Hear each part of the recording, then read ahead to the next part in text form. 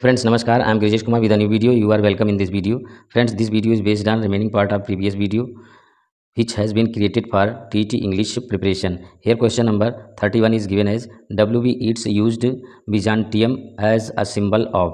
Friends यहाँ पर आपको बताना है कि WB Yeats ने बिजान्टियम शब्द जो यूज़ किया है ये किसके सिंबल के रूप में यूज़ किया है। तो यहाँ पर इसका आंसर दिया गया है आर्टिस्टिक परफेक्शन।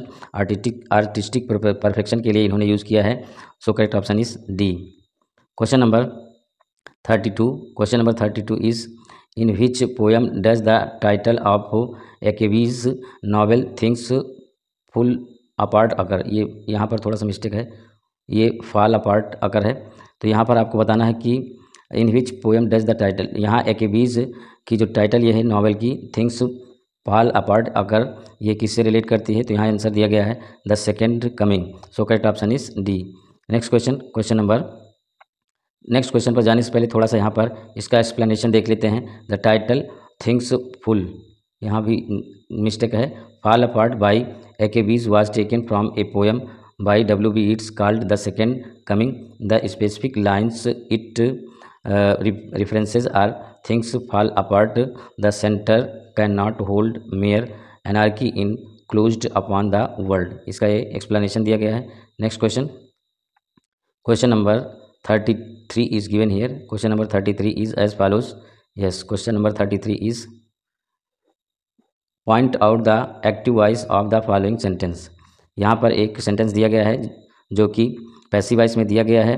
सेंटेंस इस प्रकार से है, इसका आपको एक्टिव वॉइस बताना है according to option I would like him to be assisted.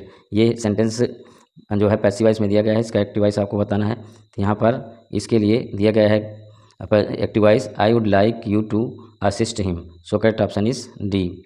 Next question number 34, a game of chess.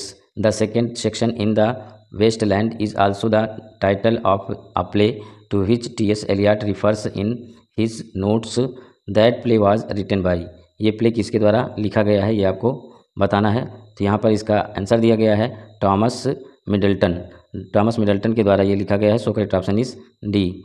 Explanation की अगर बात करें तो यहाँ पर दिया गया है a game of chess the second section in the waste land is also a title, यहाँ पर टाइटल होना चाहिए, title of the play women beware women written by Thomas Middleton. His other notable works are as follows. इनके अन्य कार्य भी दिए गए यहाँ पर मिडल्टन के। The challenging the family of tone the phoenix Michaelmas term a mad world my masters a chaste maid in Cheapside. ये इनके जो है अन्य कृतियाँ दी गई हैं। Question number 35 is which Upanishad does T.S. Eliot allude to in him monumental work the wasteland. Friends यहाँ पर आपको बताना है कि T.S. Eliot ने अपनी कृति द वेस्टलैंड में किस उपनिषद से जो है शब्द लिए हैं। तो यहाँ पर इसका आंसर दिया गया है बृहदारण्यका से जो है इन्होंने शब्द लिए हैं। So correct option is B. Brihadaranya Hindi में कहते हैं, बृहदारण्यका जो है ये इंग्लिश में लिखा गया है। तो ये इसका आंसर हो गया। इसका यहाँ पे एक्सप्लेनेशन भी दिया गया है जो काफ़ी इंपॉर्टेंट है, इसमें अन्य जानकारी भी मिल जाएगी आपको, extra knowledge. Eliot derives the speaking thunder from an ancient Indian philosophical work called the Brihadaranyaka Upanishad in which people are enjoyed to adopt certain moral standards in their lives. यहाँ से लिया गया है। तो नेक्स्ट क्वेश्चन की तरफ बढ़ते हैं। Question number 36, the waste Land concludes with an word. जो वेस्ट लैंड है जिसका जिक्र अभी 35 में किया गया, इसमें पूछा जा रहा है कि वेस्ट लैंड में किस शब्द किस भाषा का जो है यूज़ किया गया है, कंक्लूड किया गया है। तो यहाँ पे आंसर दिया गया है Sanskrit. So correct option is C.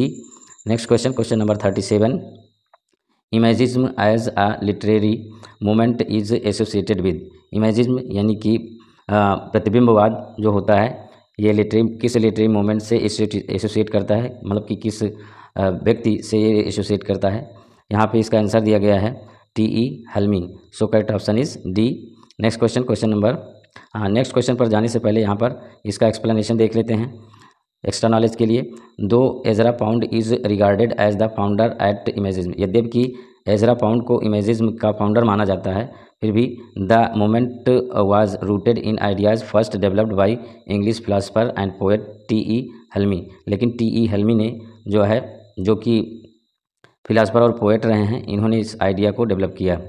Next question, question number 38। Question number 38 is given here. Yes, question number 38 is change the following sentence into passive voice. Friends, यहाँ पर एक सेंटेंस दिया गया है जो एक्टिव वॉइस में है, इसको आपको पैसिव वॉइस में चेंज करना है। सेंटेंस है somebody had cleaned my shoes and brushed my suit.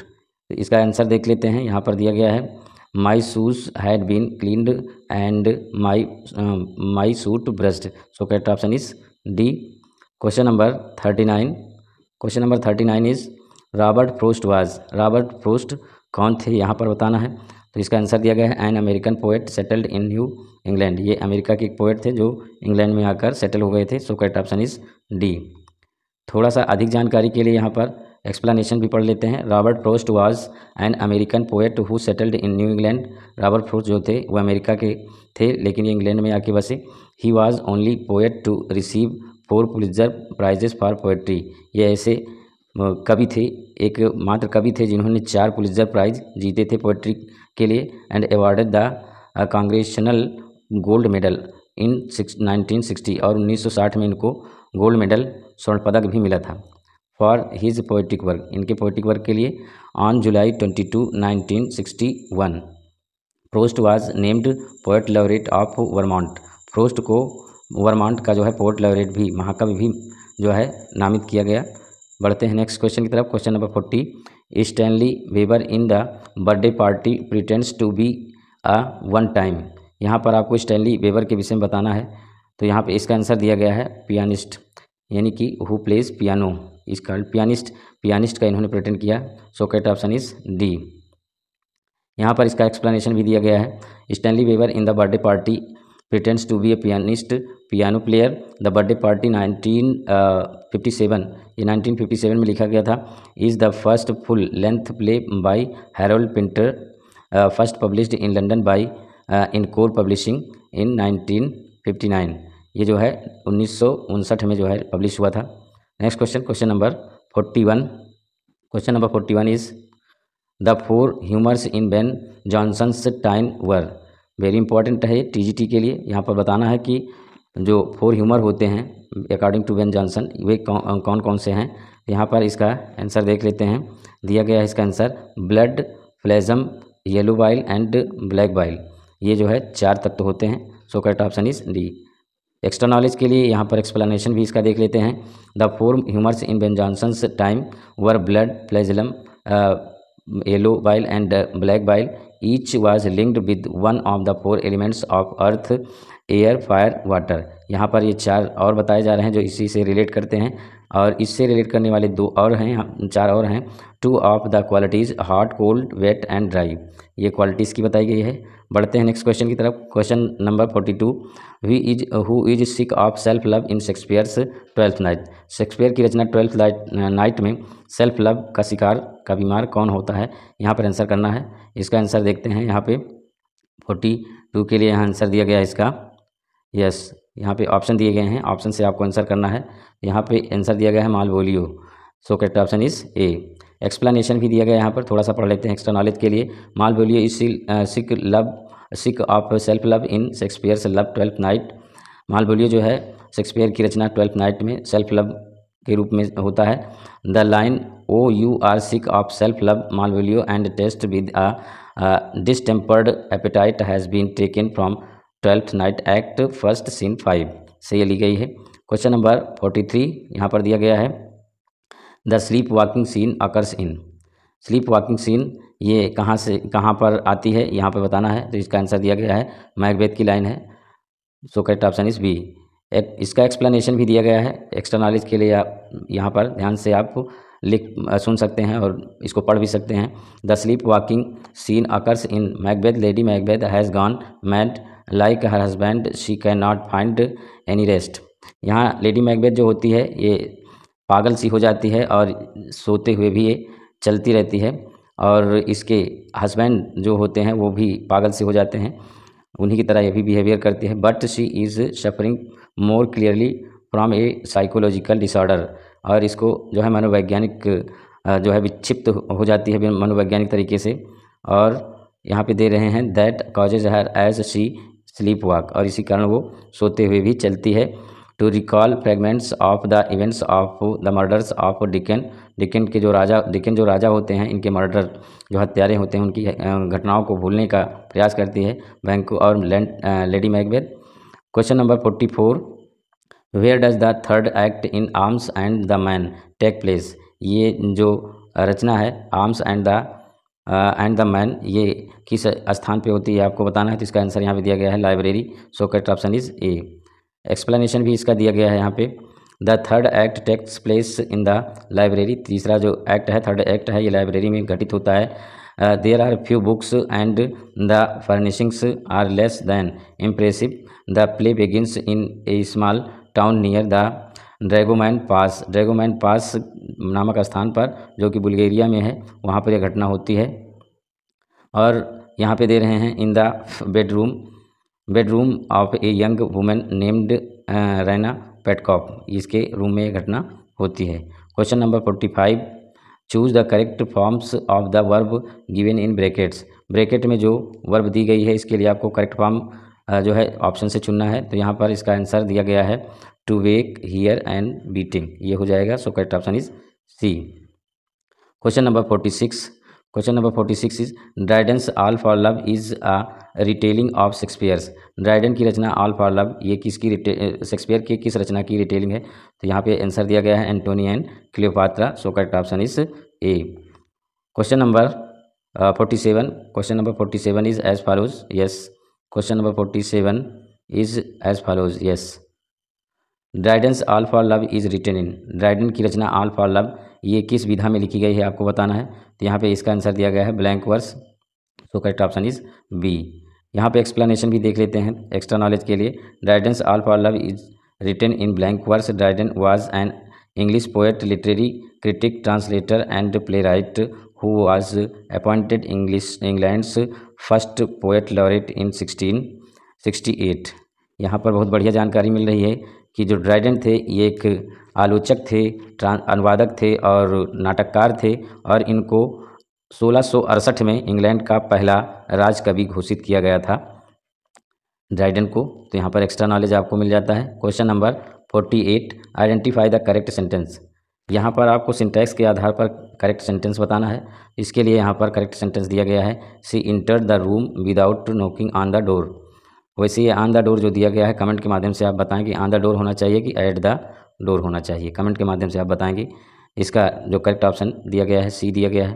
Question number 49 is fill in the blank, do you ever send for things rather than buying them in shops. यहाँ पर आपको एक preposition भरना है, इसका हो जाएगा आउट, यहाँ पर आउट भर देंगे। So correct option is B. Next question number 50 is match list first with list second and select the correct answer using the codes given below the lists. In the list होना चाहिए मेरे हिसाब से। यहाँ पर दो लिस्ट दी गई हैं, जिसमें एक तरफ फिगर ऑफ स्पीच का नाम दिया गया है, दूसरी तरफ उसका एक्सप्लेनेशन दिया गया है, यानी कि डिफिनीशन दिया गया है। तो आपको यहाँ पर मिलान करना है कि कौन सा यहाँ पे जो है पेयर सही है, मतलब कि सॉरी, यहाँ पर आपको बताना है कि किस फिगर ऑफ स्पीच का कौन सा एक्सप्लेनेशन सही है। तो यूफेमिज्म जो दिया गया है यहाँ पे, यूफेमिज्म आप जानते हैं, यहाँ पे थोड़ा सा इसको जूम इन करते हैं, यस। तो यहाँ पे हो जाएगा यूफेमिज्म के लिए पहले जो आसान है उसको देखते हैं। तो यहाँ हाइपरबोल दिया गया है जो सबसे आसान पड़ेगा, इसके लिए हो जाएगा 3। यहाँ पे ए statement that is made एम्फैटिक by over statement, तो यहाँ डी 3 हो जाएगा, ये इसका सही हो जाएगा। और जो एपिग्राम होता है, ये एपिग्राम जो होता है जिसको सूक्ति कहते हैं, इसके लिए देखते हैं। एपिग्राम के लिए यहाँ पर हो जाएगा एक एपिग्राम का थोड़ा सा यहाँ पे टाइम लेंगे हम। हाँ, एपिग्राम के लिए इधर नहीं बल्कि यहाँ पे हो जाएगा, ठीक। यहाँ पे एपिग्राम के लिए a brief pointed saying frequently introducing antithetical ideas which excite surprise and arrest attention, ये एपिग्राम हो जाएगा। यहाँ पर आप ये पकड़ सकते हैं, एपिग्राम का मतलब होता है कोई कही हुई बात, सूक्ति, तो सेइंग यहाँ पर आप पकड़ सकते हैं। और इसका एपिग्राम का हो गया एंटीथेसिस, आप विचारों में विरोध जो होता है, इसके लिए यहाँ पर देखते हैं ये पहला दिया गया है, a striking opposition or contrast of words or sentiments made in the same sentence, ये हो जाएगा एंटीथेसिस का। अब बचा है इसमें यूफेमिज्म। यूफेमिज्म का मतलब होता है कठोरता के लिए मधुरता, यानी कि सहमति के लिए असहमत। तो ये यहाँ पर इसका हो जाएगा दूसरा हो जाएगा description of disagreement thing by an agreement name. तो इस प्रकार से ये जो है एंटीथेसिस ये हो जाएगा, और इसका जो है एपिग्राम का ये हो जाएगा 4 नंबर। इस तरह से ये कोड सॉल्व होकर के पहुंचता है। यहाँ पर इसके और भी ऑप्शन दिए गए हैं, यहाँ ए बी है, ए बी में तो ये मैच नहीं कर रहा है, और ऑप्शन इधर दिए गए हैं, ये यहाँ पर दिया गया है, ये डी ऑप्शन इसका सही हो जाएगा जिस हिसाब से हमने मिलाया है। एक्सप्लेनेशन भी इसका दिया गया है, थोड़ा सा इससे आपको एक्स्ट्रा नॉलेज हो जाएगा। हिंदी का सहयोग लेकर के है। यूफेमिज्म जो कठोर बात को कोमल रीत से कहा जाए वो जो है एफेमिज्म कहलाता है। एंटीथेसिस प्रतिपक्षता या विपरीतता या उल्टा, दो वस्तुओं में अंतर, ये दिया गया है। और एपिग्राम जो होता है विद्योक्त, सुभाषित, सूक्ति, ये होता है हाइपरबोला, आप जानते हैं। बढ़ते हैं नेक्स्ट क्वेश्चन की तरफ। Question number 51, who has described Bacon as the wisest, brightest, meanest of mankind. ये बात बेकन को किसने कही है आपको बताना है। वेरी इंपॉर्टेंट, ये वेरी इंपॉर्टेंट है, टीजीटी के लिए पूछा जा सकता है। तो इसका जो आंसर यहाँ पे दिया गया है Alexander Pope, so correct option is B. यहाँ पर जो है कुछ एक्स्ट्रा नॉलेज के लिए एक्सप्लेनेशन देखते हैं। Alexander Pope has describe Bacon as the wisest, brightest, meanest of the mankind. Bacon is known as Lord Verulam, ये एक्स्ट्रा नॉलेज मिल गया। लॉर्ड वेरुलाम के नाम से भी इनको जाना जाता है। His notable work was Novum Organum. Novum Organum इनका जो है विशिष्ट वो कृत है। हु इज, अगला क्वेश्चन है 52, who is the essayist who called his essays dispersed meditations. कौन सा ऐसा निबंधकार है जिसने अपने निबंधों को डिस्पर्स्ड मेडिटेशन नाम दिया है। यहाँ पे आंसर दिया गया है Francis Bacon, so correct option is D. Question number 53, who wrote under the pseudonym Alpha of Plough. Alpha of Plough के नाम से किसने जो है रचनाएं की हैं। तो यहाँ पे दिया गया है एजी गार्डिनर, इसका answer, so correct option is D. Next question number 54, the word Elia is associated with. Elia जो ये वर्ड है ये किससे एसोसिएट करती है। तो इसका आंसर यहाँ पे दिया गया है Charles Lamb, so correct option is C. Next question number 55, question number 55 is given here. Yes, 55 is as follows, how much money does the narrator of the short story the luncheon have when the story opens.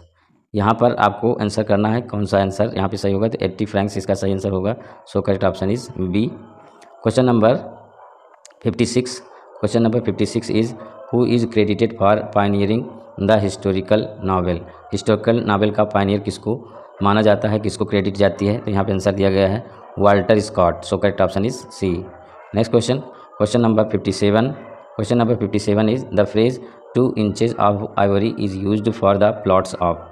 ये phrase किसके लिए use किया गया है, ये आपको बताना है। तो यहाँ पे आंसर दिया गया है Jane Austen, so correct option is D. Next question number 58, question number 58 is who is Pip's tutor in London in Dickens great expectation.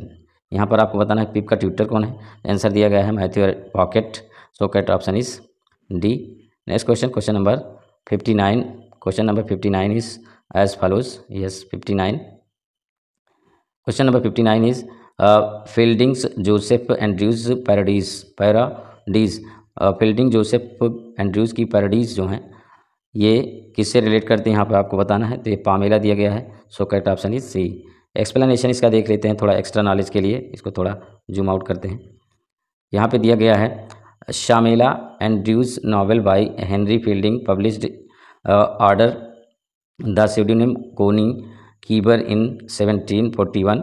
In this parody of Samuel Richardson's epistolary novel Pamela. ये Pamela जो है एक प्रकार से epistolary novel है। Fielding transform Richardson's virtuous servant girl into a predatory fortune hunter who cold-bloodedly lures her lustful wealth master into matrimony। ये इसका explanation दिया गया है। Question number 60 and last question of this practice set of this video. ये इस video का last question है। Practice set अभी जारी रहेगी यदि आप मुझे सपोर्ट करते हैं। और इसका आंसर देखते हैं। पहले question, happiness is but an association occasional episode in the general drama of pain. इसका आंसर करना है। एवं स्टेटमेंट अकर्स, ये जो स्टेटमेंट है ये कहाँ से लिया गया है, आपको यहाँ पे आंसर करना है।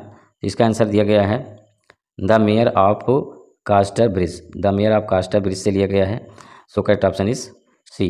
फ्रेंड्स, यहाँ पर एक क्वेश्चन आपसे मैं करना चाहूँगा कि द मेयर ऑफ कास्टर ब्रिज ये किसकी रचना है। कमेंट के माध्यम से आप बताइए। कमेंट अवश्य किया करें, क्योंकि कमेंट से जो है ज्ञान का आदान प्रदान होता है और सत्यता की जांच भी हो जाती है। तो कमेंट जरूर किया करें। और वीडियो पसंद आए तो लाइक करें, ना पसंद आए डिसलाइक करें। और यदि वीडियो से आपको टीजीटी के लिए कुछ लाभ मिलता है तो please support me and subscribe my channel to get notification as soon as you wish. Thank you very much for watching this video. I shall be highly obliged for sharing your time to watch my videos. Thank you once again.